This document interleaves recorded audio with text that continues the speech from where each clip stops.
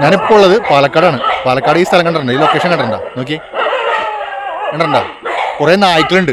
പിന്നെ നമ്മുടെ സുഹൃത്ത് ബാബു ഉണ്ട്.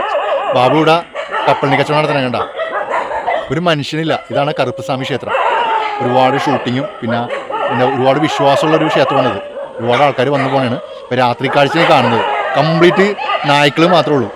എന്താ പേടിയാണ്. ബാബുവിൻ്റെ കാര്യത്തിൽ ഞാൻ നിൽക്കണേ ഇവിടെ. 200ഓളം പട്ടികളുണ്ട് ഇവിടെ. ഇപ്പൊ സ്ഥിരമായിട്ട് വന്നു പോകുന്ന സ്ഥലമാണ്. പക്ഷെ എങ്കിലും ഇപ്പൊ ഈ രാത്രി വന്നത് ആദ്യമായിട്ടാണ്.